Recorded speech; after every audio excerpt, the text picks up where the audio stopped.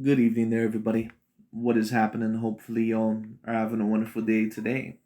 So, when it comes down to it, I thought that I would do my first fight review that I thought, or excuse me, not fight review, but the first fight prediction of the triple header that is going to happen this weekend, or at least overall, what I mean by triple header is the three fights that are going to happen this weekend in terms of boxing.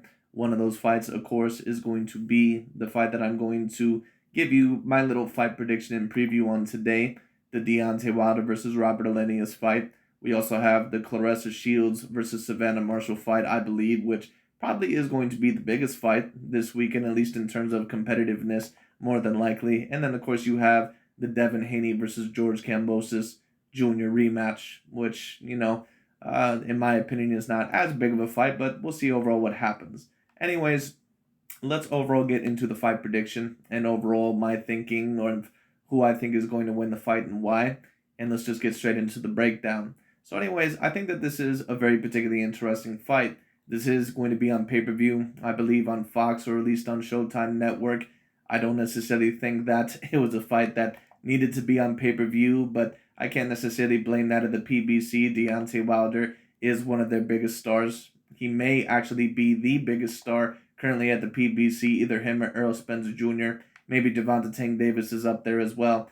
But either way, this is going to be a very particularly interesting fight. I believe that more than likely, because there are so many Deontay Wilder fans out there, especially because so many of the main channels out there like him, such as Dante's Boxing Nation and Boxing Eagle, more than likely this fight is going to do anywhere from 200,000 to maybe 300,000 buys. Would not shock me if it did a little bit over. I wouldn't expect anything over 500,000 pay per view buys, but you never would be surprised. And some people would say, wow, you really expected to do that good? Well, once again, Deontay Wilder has a very, very big fan base, and there's going to be a certain amount of people that are very curious, not just his fans, but a certain amount of people are going to be very curious to see how well does he come back after that fight against Tyson Fury, where he just recently got knocked out two times in a row over the past couple of years.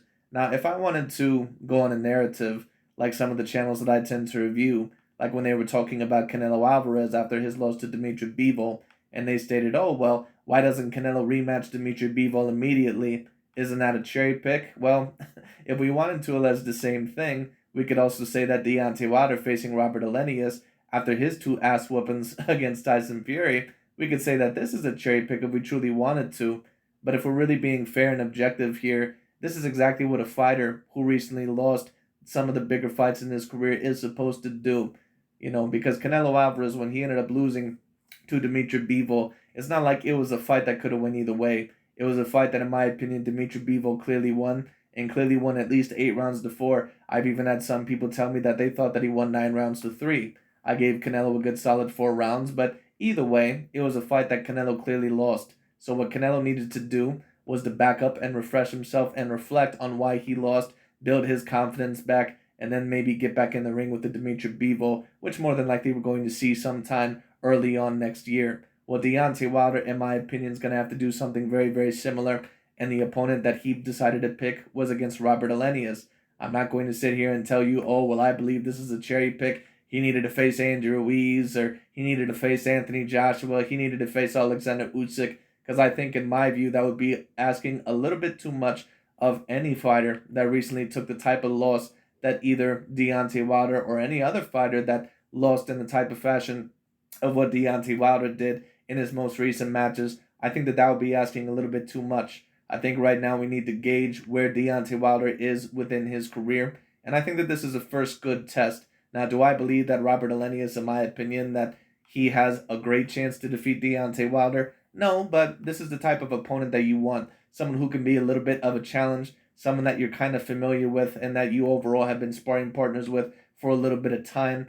This is, in my opinion, at least for Deontay, it could be a semi-challenging match, at least in a couple of rounds, but it's not a match to where if Deontay Wilder still does have anything left in his career, to where he really overall should have a problem with beating Robert Helenius, at least in my opinion, or at least a huge problem. But you just never know. So anyways, I am going to give a little bit of leeway to Mr. Deontay Wilder. I'm not going to criticize him that much if he looks a little bit off, or all in all, he doesn't look as on edge as maybe what he did in some of his prior fights. because more than likely we don't know which type of Deontay Wilder we're going to get here. And it may take a bit of time, maybe even a couple of tune-up fights before we see a Deontay Wilder, if there's even any part of him left, all in all, that could possibly become a championship caliber fighter. There may be very little bit of him left to become a possible, heavyweight champion once again. So we'll see what happens. But anyways, just to get straight into the prediction, who do I believe is going to win the fight? I am going to have to pick Deontay Wilder. Robert Helenius, in my opinion, one thing I'll give him is this: he does have decent punching power. He also is very decent with his height and with his reach and length. Deontay Wilder has always usually tended to have a big amount of problems with those fighters, whether it was Luis Ortiz or Gerald Washington or Tyson Fury or maybe even a couple of other fighters. But I just don't think that Robert Helenius really brings anything to the table other than decent punching power that is truly going to threaten Deontay Wilder, even after his two very bad losses against Tyson Fury, where in my opinion he got pretty much dominated. I don't know if Robert Helenius is really going to bring enough to the table. Now, if he did end up beating Deontay Wilder, if he ended up winning this by decision, or overall if he ended up knocking out Deontay Wilder, would it be the biggest upset that I've ever seen? No, not necessarily, because of where Deontay Wilder once again is coming from. We don't really know where he is mentally. And if Deontay does get hit with a good shot, he may not react the same as what he formerly did. Certain fighters, when they lose the way that Deontay Wilder did in his former previous two matches, they're pretty much traumatized. They're never the same mentally ever again. So it's going to be very interesting to see where he goes from here. But I just don't think that Robert Helenius, in my opinion, is anywhere near skilled enough to truly threaten Deontay Wilder, at least for the majority of the matches. And I assume that Deontay Wilder more than likely is going to have a good enough chin to more than likely withstand some of the power shots Robert Helenius is going to throw his way. And that's even assuming that they land in the first place. I thought Robert Helenius maybe would have a 40% shot of of beating Deontay Wilder from the last of what I've seen of him. But then I recently rewatched the Glowacki fights, or Ganacki fights, however you pronounce that one Polish fighter's name. And I think the reason why he was able to beat a fighter like that is because that Polish fighter was a little bit limited against lengthier fighters. And Robert Helenius, even though he's not the most skilled fighter, he pretty much was able to keep him off with his reach because he didn't know really how to get inside against Robert Helenius. And all in all, his defense was way too leaky, and it caused him to get beat up in both of those fights. Deontay Wilder, in my opinion, he's not known always for his boxing prowess. He's not always known for his A-grade ability. But what he is known for is at least being just skilled enough. And all in all, he has extraordinary punching power, especially within that right hand. So it's going to be very interesting to see how Robert Helenius handles that. But in my opinion, Deontay Wilder more than likely, I think that he's going to win this fight probably within about 5 rounds. I would even be surprised if it lasts that long. But I do not, assume, at least in my opinion, that this fight goes past 7 rounds. If it does go a little bit of the distance, I don't think that it's going to go past 7 rounds. And if it does go past 7 rounds, more than likely that'll be a very clear indicator, in my opinion, that Deontay Wilder should probably retire. Because when I took a look at Robert Helenius in those 2 fights, those most recent ones that he won, he was able to beat that guy. And you can tell that there's certain things that he can do, but he has no head movement and he has no defense whatsoever. His hands are almost never up. His head almost never moves. All Robert Helenius is pretty much your basic European fighter that fights up and down, doesn't have any head movement whatsoever, and has very, very poor defense. That's pretty much all Robert Helenius is. And that's why he's gotten beat so many times within his career. I believe he even got knocked out once upon a time against Gerald Washington, a fighter that Deontay Wilder was struggling with to a degree, but then eventually was able to knock out, I believe, within about anywhere from 5 to 7 rounds. So I predict more than likely that Deontay Wilder is going to eventually hit him with the right hand. If Deontay Wilder is courageous enough, or at least if he's comfortable enough to throw consistently in this fight, he will beat Robert Helenius, and I don't really think that it's going to be that much of a challenge if the old Deontay Wilder, if there is a shred overall of the old Deontay Wilder. But I would not be surprised if he looks a little bit off in the first part of the fight, or if he just looks off in general. Don't be surprised if you see Deontay Wilder win by decision. Don't be surprised, all in all, if you accidentally seen, or if you've seen Robert Helenius give Deontay Wilder some major trouble in certain rounds. And I also would not be shell-shocked if Robert Helenius is able to pull off the upset. Do I see him doing it? More than likely, no. I just think that he's too not skilled, but at the end of the day, you just never know what's going to happen. And on top of that, they are former sparring partners. So this is going to be very particularly interesting. Robert Helenius is not an A. He's not even a B grade fighter. He is a C grade fighter. And I would say even that is pushing it a little bit. But with his most two recent wins over the high Polish fighter, you could certainly say that he's at least a high C grade contending fighter. He has decent punches, or excuse me, he has decent power in his punches. He has decent pop. And on top of that, he is very lengthy and tall.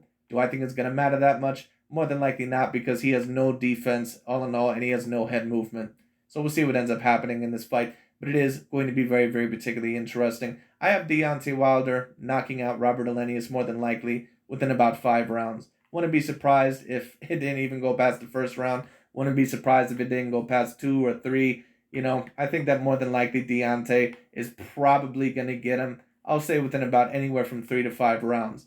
If the fight does last a little bit longer, I do not predict that the fight will last any longer than that of 7 rounds. I just think that Deontay Wilder, I think that he has too much power. And even if he does throw to a limited degree, more than likely, I think that he's going to catch him eventually. But we'll see. This is going to be a very great indicator of where Deontay Wilder is within his career. Is he anywhere near the same fighter as what he used to be? Is he actually going to have a chance against the Andrew Ruiz and Anthony Joshua or some of those other high contending fights? We all know that more than likely he's never going to beat Tyson Fury. Tyson Fury is just too good and too skilled, and he's pretty much the type of worst matchup that Deontay Wilder can face for his type of style. But could he potentially beat Alexander Usyk or Anthony Joshua or Andrew Ruiz or, Joe Joyce, someone of that sort? This fight, in my opinion, is going to indicate whether he'll have a chance maybe against those fighters a little bit later on. But I have Deontay Wilder by knockout probably within about anywhere from 3 to 7 rounds, mainly anywhere from round 3 to round 5. So we'll see what happens. But that's really about it for today. Thanks so much for watching. I have Deontay Wilder by KO, and we'll see what happens. But anyways, that's really about it for today. Thanks so much for watching, and I'll talk to you all later.